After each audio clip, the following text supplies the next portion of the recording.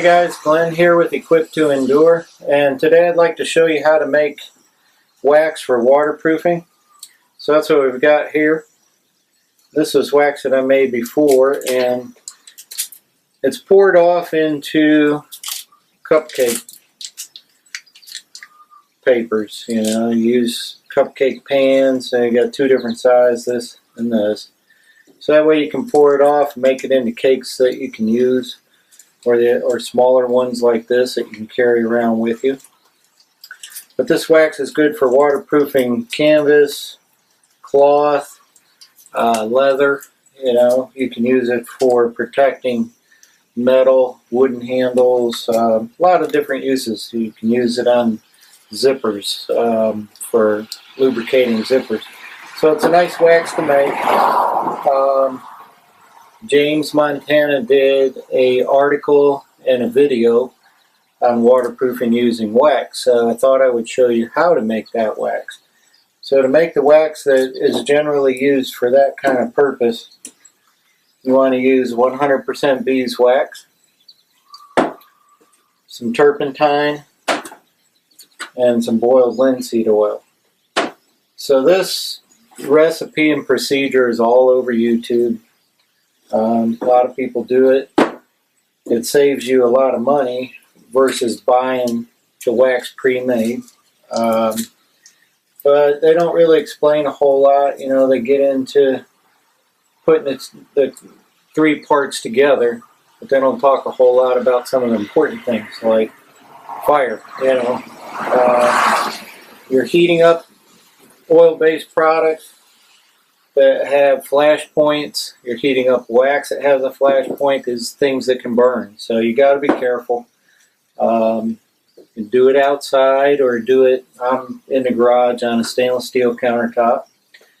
But the proportioning for this, they all say if you're going to use 8 ounces of wax, then you want to use 4 ounces of the turpentine and 4 ounces of the linseed oil. So you got 8 and 8, making a total of 16 ounces of product when you're done. Here you're measuring liquid in ounces. Here you're measuring solid in ounces. So the one nice thing about beeswax is beeswax, 14 ounces, 16 ounces, whatever, of beeswax when you buy it in a cake like this. 14 ounces solid of beeswax is identical to 14 ounces of liquid in beeswax. Paraffin wax, 16 ounces of paraffin wax will give you 20 ounces of liquid wax. So the proportions, I will tell you a little bit more about proportioning it up. So you've got half in your oil products, 8 ounces in this case, and we're going to use 8 ounces of wax. It'll give me a total of 16 ounces of usable wax. So when you're heating this stuff up, the wax is going to melt at right about 144 degrees. And it does have a flash point. It has a flash point of over 400 degrees before it makes a vapor that's going to potentially be explosive. So you don't have to worry about that too much, getting too hot. Now the turpentine has a lower flash point. It's going to start putting off fumes around 100 degrees. So you got to be a little careful with that. Watch your flame. Watch what you're doing. Another reason for doing it outside. You have a fire extinguisher close by regardless. I've got one hanging on the wall right there. You can't see it, but it's there. The linseed oil, 200 degrees flash point before it starts putting off some vapor that, again, could potentially cause a flash fire. So, in order to heat this, you're going to want to use, the best thing to do is to use a double boiling system, just like you would melt down wax for making candles. I have had wax catch on fire before, even in a double boiling system. So you got to be careful. But you have a pan full of water, and then you have your pan that you're heating your materials in, and the water's heating that. So you're not really directly on the flame. A little easier to control the temperature. You do not want to overheat this stuff because it will start to separate and you won't get a good product out of it.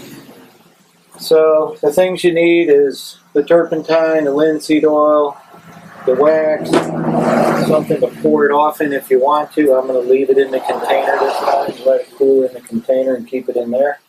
And a measuring cup so you can get a good idea of what your measurements are a lot closer. So let's get ready to do this. We'll show you how to make some wax and hopefully you can do some waterproofing of your canvas and things. Okay, so what I'm going to heat this on is just a camp stove. So I can do it outdoors here.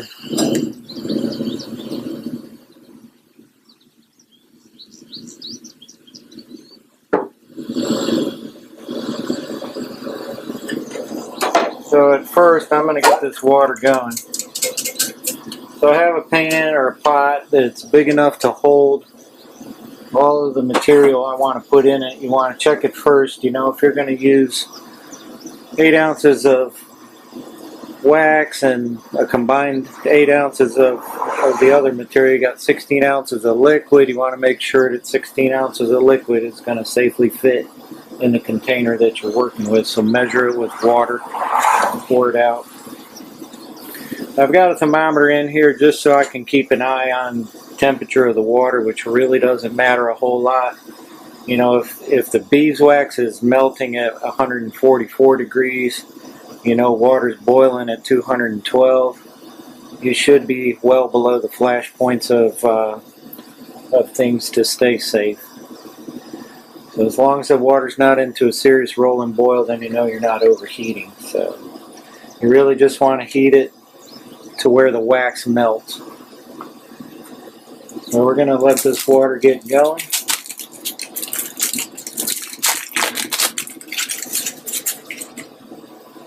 Start melting off this wax. This is 8 ounces of beeswax.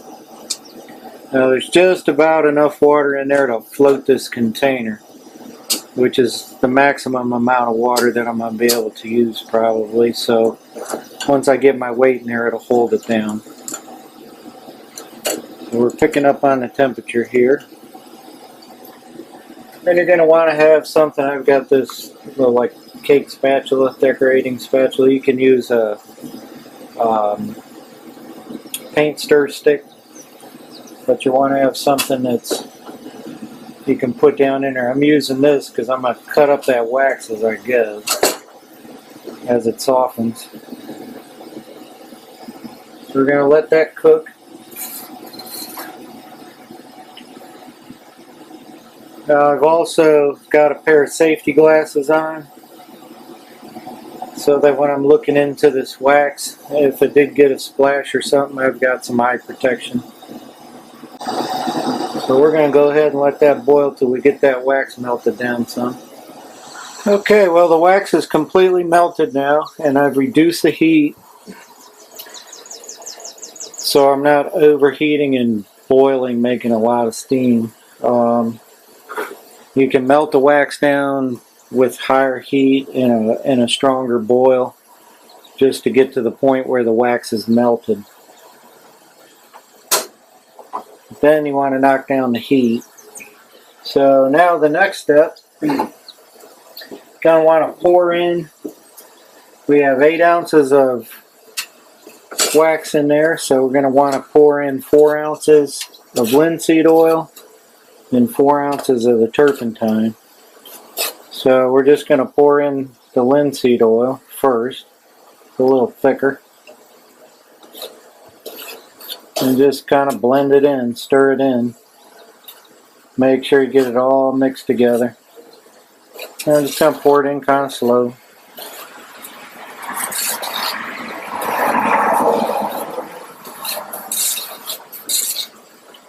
Now I've done this before on a fire, or campfire coals actually, with no double boiling system. I put the pot straight on a bed of coals and it works, but you're going to get a bunch of ash and stuff inside your wax, which you really don't want, because then it'll end up in whatever you're trying to waterproof.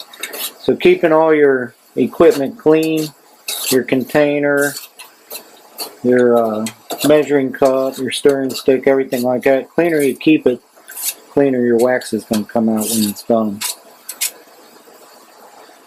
So we got the linseed oil in there. Now we'll put the turpentine in.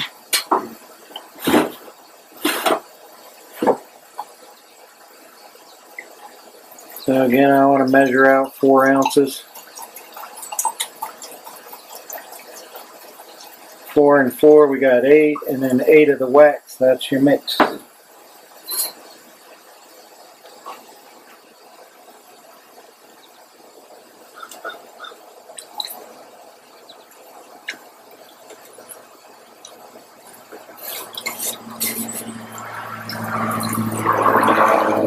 Now when you get to this point, you probably could just go ahead and turn the flame off altogether, which I will do now, since the water's plenty warm enough to keep the mixture hot while we blend it up.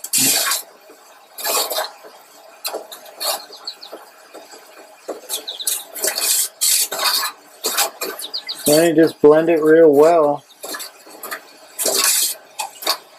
Make sure everything's mixed well, and then you let it set and cool.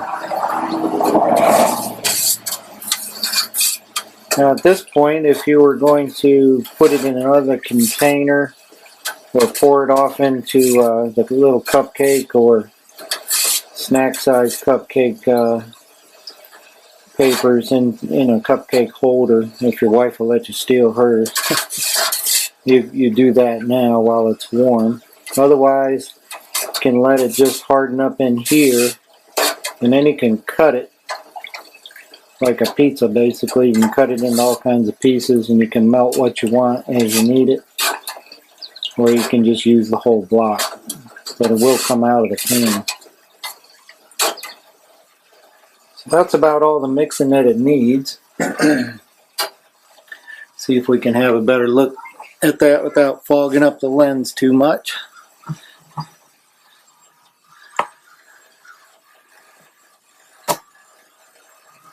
So then there's your mixture. Alright guys, well that's how you make waterproofing wax. Make sure you check down below for the links for James' article and his video on how to use this wax for waterproofing. Just remember, be safe doing this. Wear your eye protection. Do it outside because it does make some fumes and you don't want that in the house. So what we're going to do now is we're going to let this cool, and then we'll come back and you can see the consistency that you should have when it's all ready to use.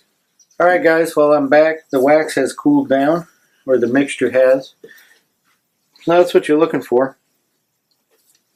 And I would say there's about that much from here down. So you get a good bit out of 8 ounces of the beeswax. That's a 16 ounce or a 14 ounce piece of beeswax, probably going to run you around 17 bucks.